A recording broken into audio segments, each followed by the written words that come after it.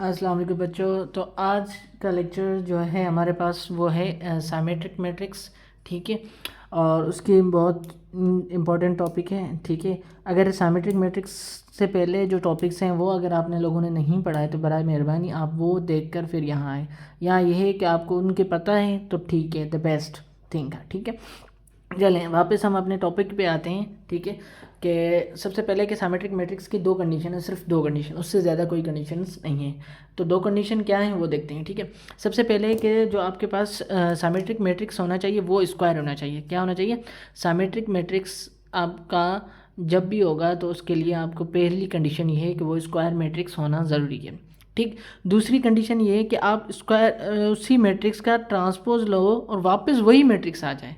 ठीक है, let suppose मेरे पास एक मैट्रिक्स है। ठीक है, उसको मैं बना रहा हूँ। ठीक है, लेट सपोज मेरे पास एक मैट्रिक्स है जिसका ये लेट सपोज 2 1 3।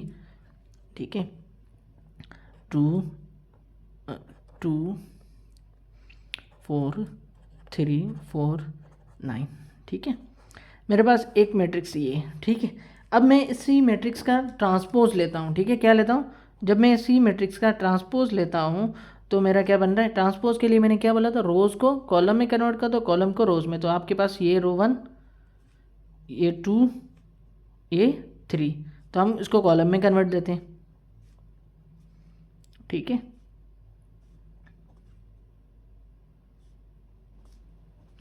अब वापस नोट करें तो जो आपके पास ए मैट्रिक्स था वही ए ट्रांसपोज आ गया। 1 2 3 1 2 3 2 2 2 2 4 3 4 9 3 4 9। तो क्या हुआ? ए ट्रांसपोज आपका क्या होना चाहिए? ए के बराबर होना चाहिए।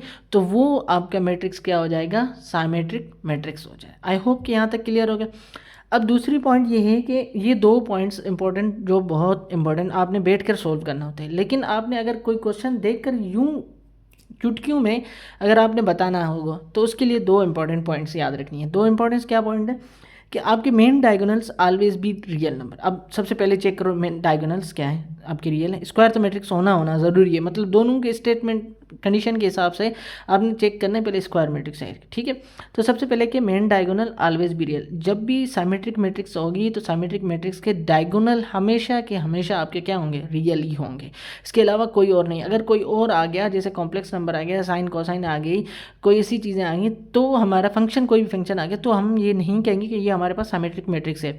साइमेट्रिक मैट्रिक्स के लिए सबसे पहले जो चीज़ इंपॉर्टेंट वो ये जहन में रखना है कि आपके जो डायगोनल एलिमेंट्स हैं, क्या है? Diagonal elements. अब डायगोनल क्या मैट्रिक्स हैं, क्या चीज़ें हैं, वो हमने डायगोनल मैट्रिक्स के अंदर डिस्कस कर दी है। डायगोनल एलिमेंट्स क्या है उसके अंदर डिस्कस कर दी है। दूसरी पॉइंट ये है कि साइमेट्रिक एलिमेंट्स सेम होना चाहिए। अब साइमेट्रिक एलिमेंट क्या होते हैं उनको डिस्कस करते हैं। ठीक है, अब साइमेट्रिक एलिमेंट हमारे पास वो मैट्रिक्स होना है, लेट सपोज हमारे पास ए आई जे जो बराबर होना चाहिए जे आई के बराबर, साइमेट्रिक एलिमेंट उनको कह देते हैं। अब लेट सपोज अगर आपके पास एक मैट्रिक्स है ए 1 2 एलिमेंट सॉरी, ठीक है, और तो जो 2 1 है उसका अपोजिट क्या हो गया? 2 1।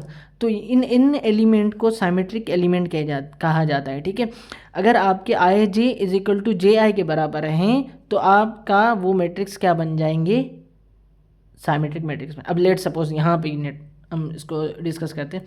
अब देखो सबसे पहले इसी पॉइंट को देखो, आपके क्या है? 1 रो सेकंड कॉलम, तो इसका अपोजिट क्या हो जाएगा?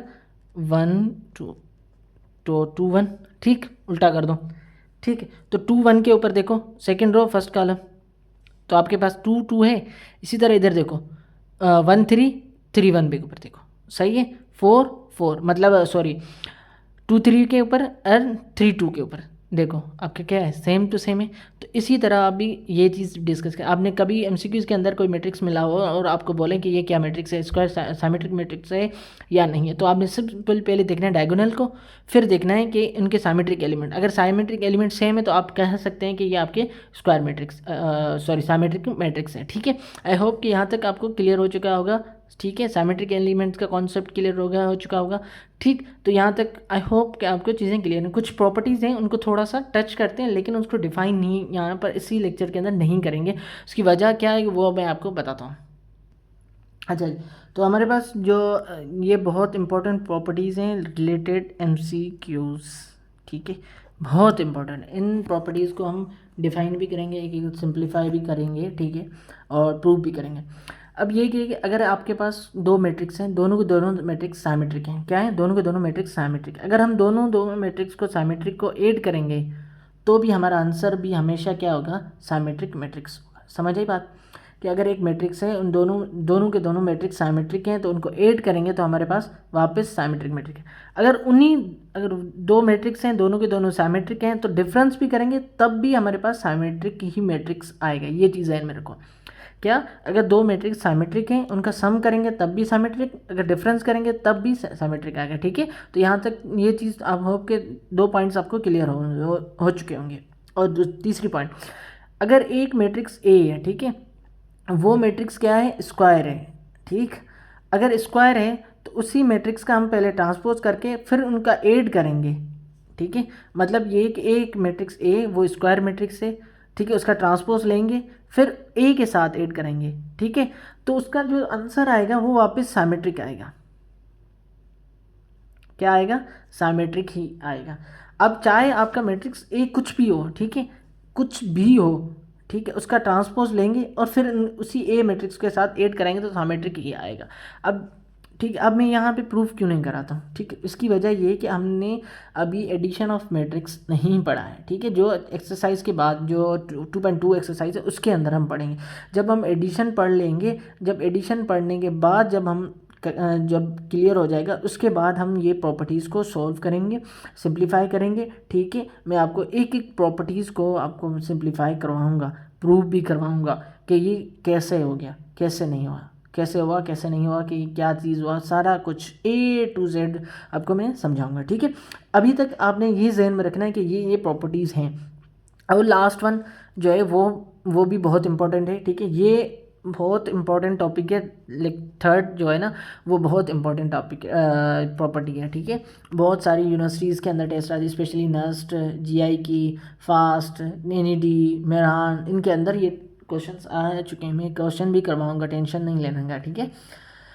अब चौथी पॉइंट ये है कि अगर एक मैट्रिक्स है जो ए है, वो मैट्रिक्स क्या है, साइमेट्रिक मैट्रिक्स है। क्या मैट्रिक्स है, लेट सपोज मैंने बनाया एक मैट्रिक्स बनाया, ये किसी भी वजह से साइमेट्रिक है, ठीक है।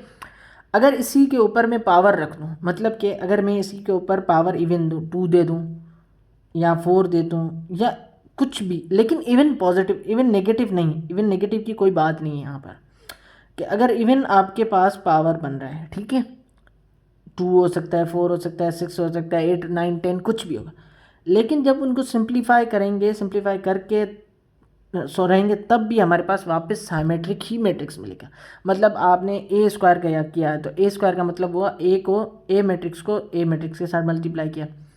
अगर ए 4 है तो इसका मतलब आपने ए मैट्रिक्स को ए मैट्रिक्स के साथ, ए मैट्रिक्स को ए मैट्रिक्स के साथ मल्टीप्लाई किया, ये चारों चीज़ें की, तब भी वापस जो आंसर आएगा वो भी साइमेट्रिक मैट्रिक्स ही आएगा, ठीक है। अब मल्टीप्लिकेशन भी हमने नहीं पढ़ी, जब मल्टीप्लिकेशन पढ़ेंगे तब भी इस प्रॉपर्टी को हम प्रूव करेंगे, ठीक है। अच्छा जी, पॉइंट क्लियर हो गई। अब उसके बाद लास्ट वन जो है कि अगर ए के ऊपर ऑड पावर है, ऑड पावर का मतलब हुआ आपके पास 3 हो सकता है, आपके पास 5 हो सकता है, आपके पास 7 पावर हो सकता है, आपके पास पावर 9 भी हो सकता है, पावर 11, ठीक है, एंड सो ऑन। लेकिन जब हम उनको सिंप्लीफाई करेंगे, सिंप्लीफाई करने के बाद जो आंसर आएगा वो भी हमारे पास साइमेट्रिक आएगा, ठीक है। आई होप कि यहाँ चीज़ें के लिए कि अगर आपके पास दो मैट्रिक्स हैं, दोनों के साइमेट्रिक है, एडिशन करेंगे तब भी साइमेट्रिक, दो मैट्रिक्स हैं, उन दोनों मैट्रिक्स का दोनों के दोनों में साइमेट्रिक है, उनका सब्ट्रैक्शन करेंगे तब भी साइमेट्रिक आएगा।